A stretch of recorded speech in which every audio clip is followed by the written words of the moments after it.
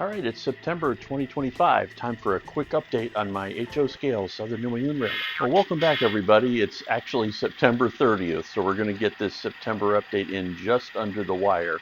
I'm going to share some things that have been going on here this month, and we'll take a look at what I've been working on. So the main project that's kind of sucked up all my time for the last couple of weeks has been this building you see in front of you here. This is the main mill building at my Mashantucket paper mill complex. This is entirely laser cut. It's all custom drawn and laser cut based on the prototype building. I'll try to remember to slide a picture of the prototype in here. Still to come is a pretty neat tower that actually sticks up here and then runs to a series of causeways or walkways that go out, or conveyors that go out into the mill complex and the tracks that you see up on the hill here, up on the flat part of the hill. So really a lot of time spent putting this together, getting it to fit into this space, and assembling, painting, and installing all the windows that you see. And there's quite a lot of windows. They're all custom laser cut. And I'll try to zoom in on them here so you can take a look at what they look like. But they're all custom laser cut, and they're all several pieces. I think they're 4 pieces each. So there's a bunch of windows on this thing. One thing I did find is I spray painted the windows on the sheet before I installed them, and they were a little too white compared to the background of the mill building. So I've since gone through and done one initial coat of a wash. I'll probably do another coat of wash on it as well as I move along a little further. There's some more weathering to come on the boards. Obviously, the next step is going to be installing the roof. We're going to slide down here a little bit to the right, and we're going to take a look at the other part of the mill complex that I've been working on this month. So what you see here is the start of the coal dump for the power plant portion of the mill, and this is entirely made out of pink styrofoam. That insulating styrofoam that a lot of people use for their bench work. And then what you see above it, then scenery, and what you see above it there, the track is sitting on a Walthers coal trestle kit, and then I added the Code 70 rail to it so it matches the rest of my rail. Obviously, we have a terrifying situation here at the end, and we need to add the track bumper to the end of this, which is something we'll do here this month or in the next few days. We'll get that done because we need to add several buildings in front of this. There's obviously the power plant is going to go in front of it, and there's some other buildings for the mill that go in this area here. So this will be fairly well hidden back here. It'll be visible, but not so much in your face, which is why I didn't do things like focus a lot on adding very detailed trestle bents out of wood or scratch built or anything, because I figured this wouldn't be worth the effort because it's something you wouldn't really see. And then after that's done, we have to work on, you see the white paper here is the footprint for the warehouse. And so that'll be the 3rd large building that will get built for this complex. Anyway.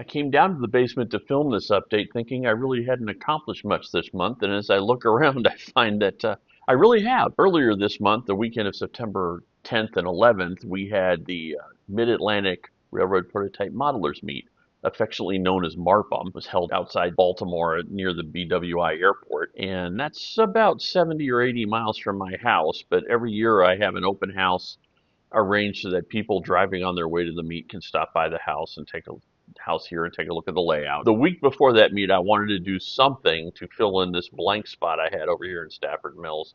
So I dug out a Banta Models kit for a Central Vermont Station you see there on the left, and a freight house that was made by originally Best Train. It's now sold by Motrack Models.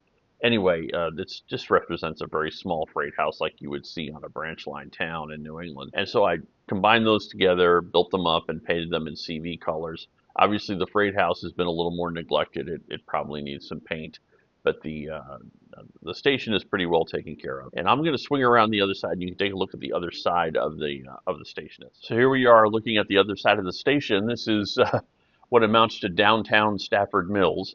And so this is, like I said, this is a Banta Models kit. It's all laser cut. It went together extremely well. I painted it in the Central Vermont, somewhat classic late steam era colors, using again the sort of the CV family colors for things. This is actually a CV prototype model, but it is not from the mainline portion of the Central Vermont. This is actually based on a station that was along the 3-foot gauge portion of the Central Vermont. And a lot of people may not know that the CV actually had a narrow gauge branch line in southern Vermont. And so comment below if you know the name of that railroad. So I got this thing put together before MARPM. I still have to add the station signs to it.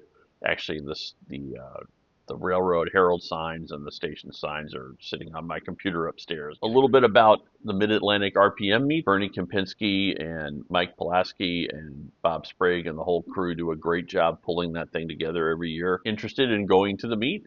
Be sure to come out and join us next September. Like I said, we have a great time.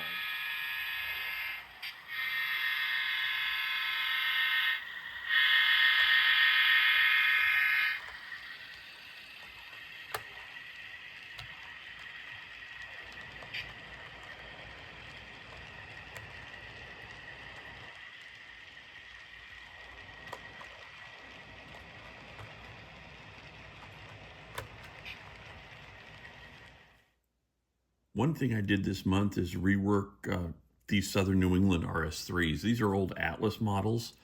They're actually Atlas models with Kato drives. And a number of years ago, I redetailed these to reflect what a Central Vermont RS-3 would look like. The Central Vermont, of course, is the Southern New England's parent company. So we want to keep it in the family and keep everything looking like they go together. And so I took these Atlas models and I added winterization hatches. I added up here on the short hood, I added a steam generator. The Central Vermont RS-3s were actually delivered for passenger service, so they had steam generators instead of dynamic brakes. That was a builder option at the time. You had either or. And I added a horn bracket and a more Central Vermont style horn, and I lettered them with my custom decals. Over the years, from picking these up, I must not have really set the decals on the sills very well. And if you look in some earlier videos, these sill stripes have little chips out of them. They're flaked off. And actually on one of the units on one side, the Southern New England road name had flaked off. So I don't know how I did that. I usually do a better job at decaling than that, but I put these back on the bench. I took the old lettering off and I put on new decals. Basically, in order to do that, I removed the old decal using the microsol, which is the red labeled microscale decal setting solution.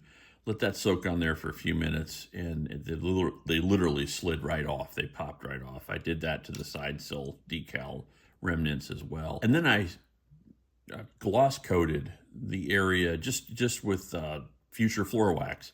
I gloss coated the area where the decals were to go. I didn't gloss coat the entire model, and added the new decals. Now my Southern New England decals is a little bit interesting. I had these made many years ago, and these were actually printed by Microscale. And back in the day, Microscale actually did custom decals. I have no idea if they still do. But what you have here is each decal sheet is this little piece here. It's actually a cutoff. It's the piece they cut off the side of a larger decal sheet when they do a run of decals. So when they did a run of either Canadian National or Central Vermont or Grand Trunk or whatever decals in these colors, they printed these up for me, and then they cut these little slips off the end, and I have stacks of these. I have a lifetime supply of these things. But each one is one letterboard for one side of a diesel, for example. I also have the 3 styles of steam locomotive box heralds, the wafer heralds they're called, and these are the white outline against basically what would be a black background on say a steam locomotive tender. The red, very familiar red with the yellow lettering or gold lettering, Southern New England. This was probably the most familiar steam locomotive lettering on the CN family. And then there was the Central Vermont earlier than going to the red background on their heralds, actually used green backgrounds on their steam locomotive heralds, essentially in the 1930s. And so I had a set of those made up also. What I really use these for is signs for station buildings. So when I am going to put the signs on the Stafford Mills station like we talked about, I'm going to go ahead and use this as the station sign, the railroad sign. It also goes on the freight houses. And then here I have what is really caboose lettering, white lettering with a Southern New England road name. And I use this for cabooses. I also use it for freight cars. And then the leaf over here with the white background, that is also for the Central Vermont with strictly caboose lettering. I do use it on Southern New England boxcars. Now you notice what's missing, obviously, from the road name is all this stuff, the fancy stripes, the chevrons on the hood, the long stripe on the sill. And for that, since they are color matched to the microscale decals, I use just a regular Central Vermont. This is a Central Vermont Grand Trunk Western RS-3 and GP7 set. I think it's 87-990.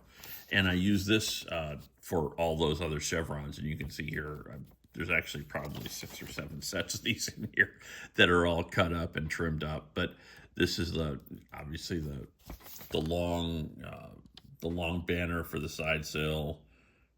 I obviously don't use the road name if I'm doing a Southern New England engine, and I use the road numbers, the class numbers, and all that other stuff, all that little white lettering I use. So it's a pretty handy way to get my decals done without having to have a whole sheet of decals printed up with all the lettering and all the striping and stuff for each locomotive. Once I had the gloss coat done on this, I went ahead and applied the decals as normal. When I apply decals, I find the best way to avoid getting that little shadowy film around the edges of the decal where the visible film is I apply the decal over a gloss surface. And then a lot of model railroaders I've noticed over the years, they then immediately apply a flat coat. And I think that often produces that ghosting on the decals.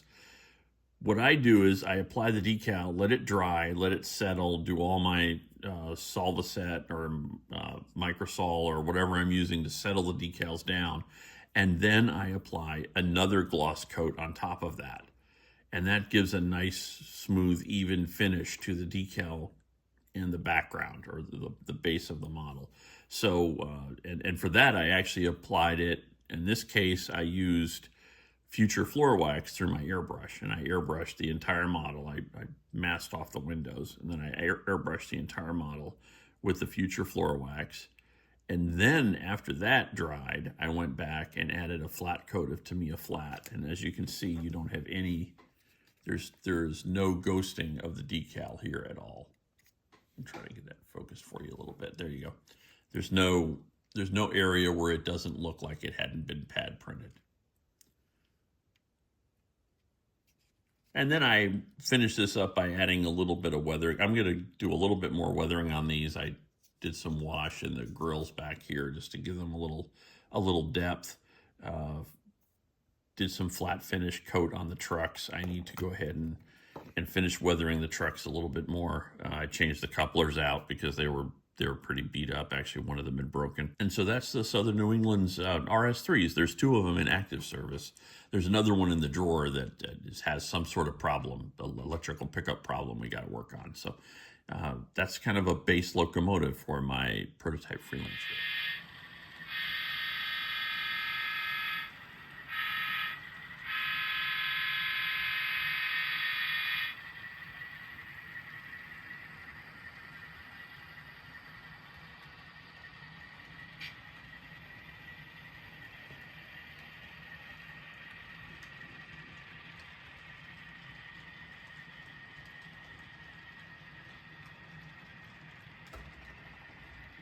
Well, that's it for this month. We'll see you again in October. This is the start of the fall modeling season, of course, so people are getting back into their basements and getting back to their workbenches, and I love seeing everything that everybody's working on.